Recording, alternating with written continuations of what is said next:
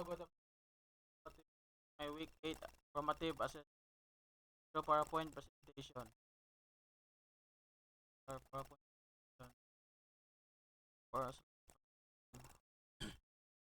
So explain the principles of terrestrial magnetism and gyroscopic principles in relation to direction finding. With outline the requirements for the magnetic compass in relation to compass error. So, terrestrial magnetism principles and gyroscope principles. Terrestrial magnetism principles. Theory of magnetism. The fact that iron can be magnetized has been known for thousands of years, but the explanation of this phenomenon has awaited the recently acquired knowledge of atomic structure.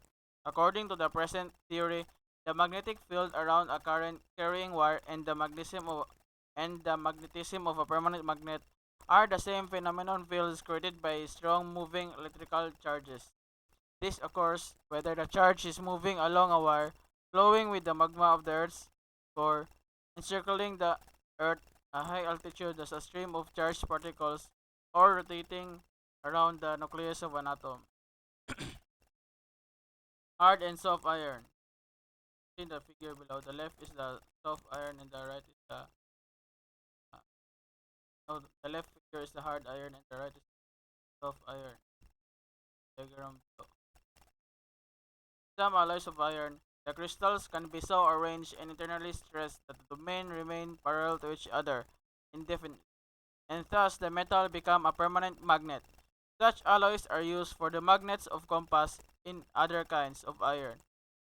The domains reorient themselves rapidly to conform the direction of a changing external field and soon take random directions if the field is removed. Magnetic poles. So as you can see the figure, the pathway of force of lines in the north-south poles. So the region in which the lines of force enter the iron is called the south pole, and the region in which they leave the iron is called the north pole. And thus, the lines of force are directed from south to north within the magnet and from north to south in the external field. Every magnet has a north pole and a south pole. If a magnet is cut into two pieces, each becomes a magnet with north pole and south pole. A single pole cannot exist independently. Lines of force. So the lines of force is the direction of a magnetic field, is usually represented by lines called lines of force. Relative intensity in a different parts of a magnetic field is indicated by spacing of the lines of force. A strong field having the lines close together. If a piece of magnetized iron is placed in a magnetic field, the lines of force tend to crowd into the iron, following long axis, and the field is stronger in the vicinity of the iron, somewhat as shown in the figure above B. If the iron becomes permanent magnetized, is removed from this line, the lines of force around the iron follows paths as shown in the figure above A.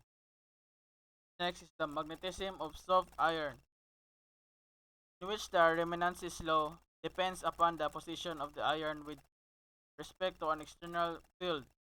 It is strongest if the long axis is parallel to the lines of force, and decreases to a minimum if the external material is rotated so the long axis is perpendicular on the lines of force. Soft iron core is used electromagnets because soft iron does not retain magnetism permanently, and that is loses the magnetism as soon as a magnetic field is removed. Hence, it behaves as a more efficient electromagnet. So the gyroscope principles. In the picture is a big gyroscope device.